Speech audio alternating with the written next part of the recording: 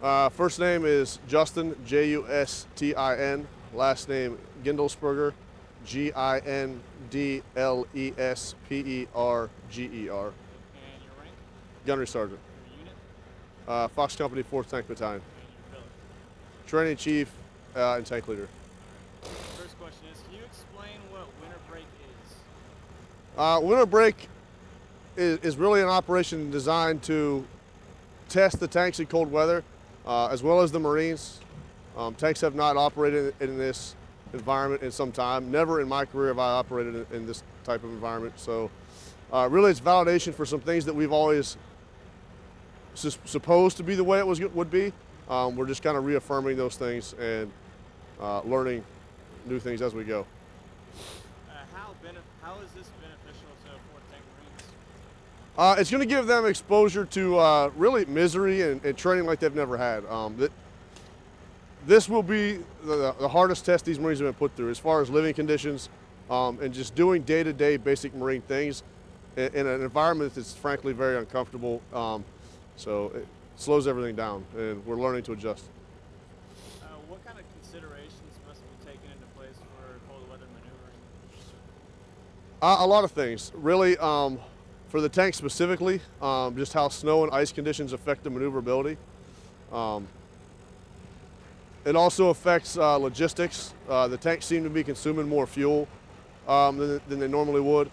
And also things that we don't usually plan for, like having wood to burn in stoves to stay warm.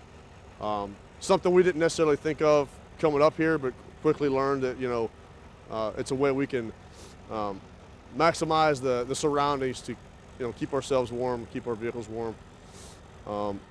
We're also learning for wheeled vehicles, you know, the speeds you have to drive, things like that change. But yeah, there's a lot of considerations, and we're still learning them as we go. What challenges to communication does the weather prevent, and how are these mitigated? I don't know specifically how it's affecting comm, but it's reducing it. I believe it's probably more the hills, the rolling hills and the high trees. But just having operated now for 2 days, I've noticed like our range on our comm gear is not as good as it is in like Camp Lejeune or Torn Out Palms, where it's a lot more flat. I'm not sure what's causing those things, but again, we have to learn that. The training program and schedule that I saw, it includes training goals for each day. With the Marines participating, are you going to show like any unexpected routines, instances that might get in their way? The major friction points that I can foresee is just dealing with the cold, having the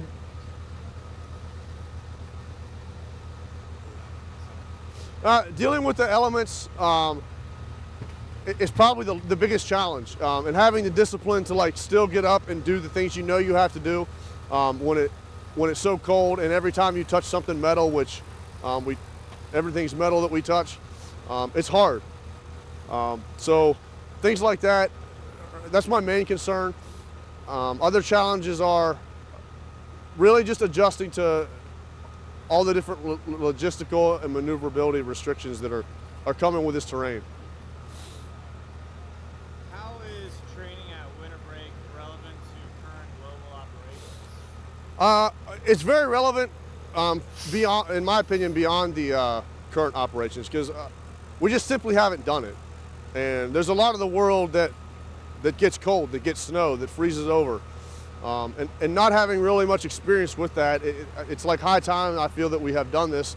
Some people have been saying we need to do this for a long time. I agree with those people. And we simply need these answers. It's been too long. 18 years I've never operated in snow like this, or ice, or this low of a temperature. So it's time we do it. What other exercises or operations has Fox Company participated in the past years? Just this past year? Past years? A lot of operations, really. We just in this past year, since I've been here, we've operated in a combined operation with 2nd Tank Battalion called Iron Wolf in the summer. We also had Marines sent to an operation called Agile Spirit, which was over in Europe, where they sent Marines over to the Republic of Georgia, to do training. We had Marines involved in that. in both preparing the tanks and moving the tanks across Europe. We've also shot 2 gunneries on Camp Lejeune for crew qualification. And we also had Marines in Korea, a platoon reinforced over there and came up, I think, back in March and April, training with the South Korean Army. How have those operations and exercises benefited you for this exercise? Well, the unique benefit for this is really tied to the whole cold weather environment. That's what's different about this, but it affects everything. It affects how everything moves. But it's all tied to that cold weather, this environment. It's new, it changes everything. Marines act differently, the equipment acts differently, and we're figuring all that out. And can you talk a little bit about the training that you've done with the Tank Battalion? Or the 2nd Tank Battalion? So with 2nd Tank Battalion, they're kind of like our big brothers. We train with them as much as we can. A lot of times it's hard to line up schedules. But in the past year, we had that Iron Wolf exercise where we attached a company to their battalion and operated with them over really a 2-week period and did combined arms, different types of maneuver training. We did a river crossing as well as live fire gunnery training. And we're continuing to try to find ways to work with them. And sometimes it's just a struggle due to schedules. Is there anything else you'd like to say about the exercise or the Marines in general? It's really cold. If you come to Michigan, bring your discipline. Great. Am I good? We're going to do Capt. Lopez next.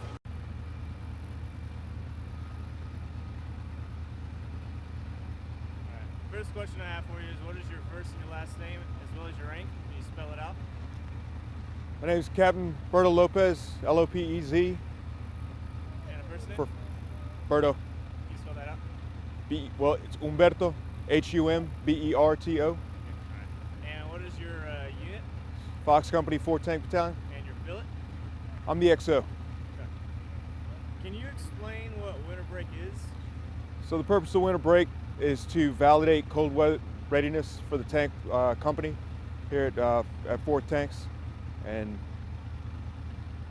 it's pretty much an exercise to train the Marines in cold weather considerations and test the gear, develop any TTPs, sort of validate all the manuals and what has been developed thus far. How beneficial is this 4th Tank? It's very beneficial. So, especially with the Commandant's new guidance, we've been told to prepare for all climes to be able to take the battle to cold weather. So 4 Tanks being tasked with this is actually very, I would say that this is it's an honor more than anything for 4 Tanks to be selected to do this kind of training.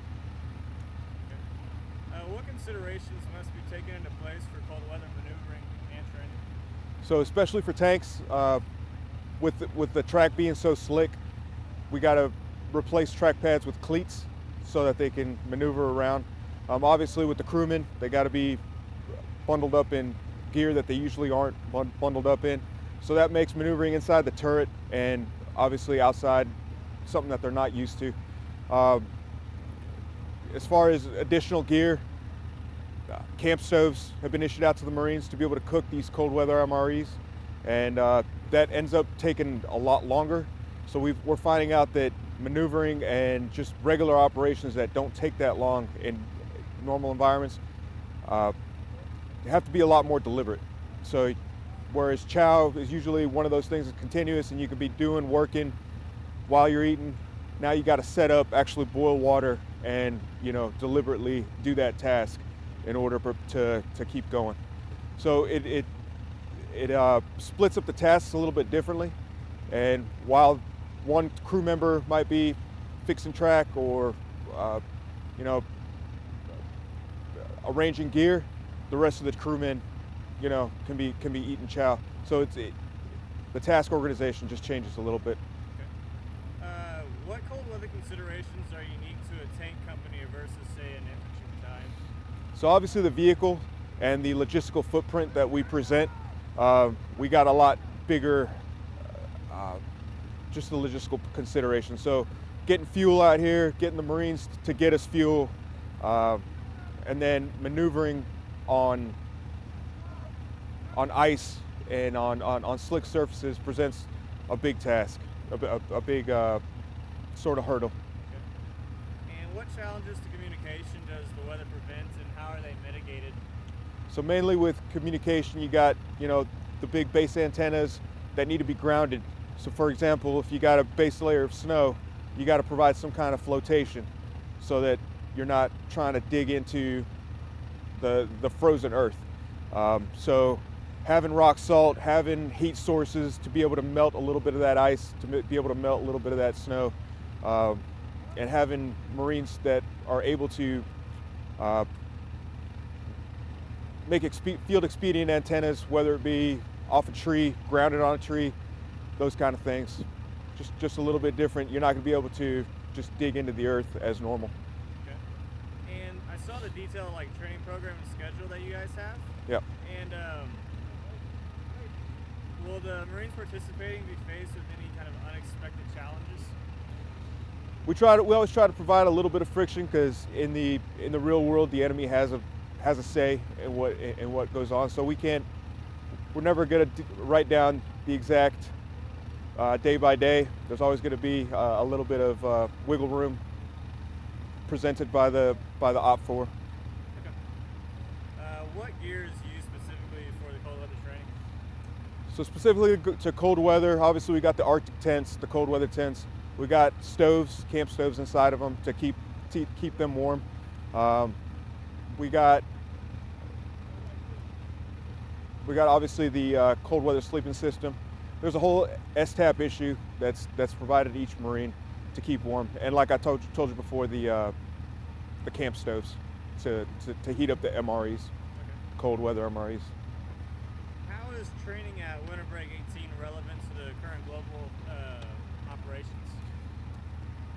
So as far as global operations, we've been fighting the fight in the desert for a decade, and turning to, Bridgeport. Obviously Bridgeport, California was established in the wake of Korea, realizing that the Marine Corps needed to be ready to fight in a cold weather environment.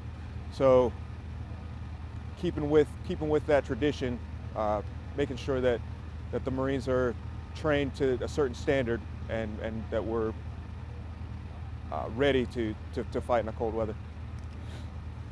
What other exercises or operations has Fox Company participated in the past year? In the past year, we participated in Iron Wolf, and that was a home site annual training event in conjunction with 2nd Tank Battalion. That included amphibious ops, breaching, integrated air, that kind of stuff. Okay. How have those exercises and operations benefited you for this exercise?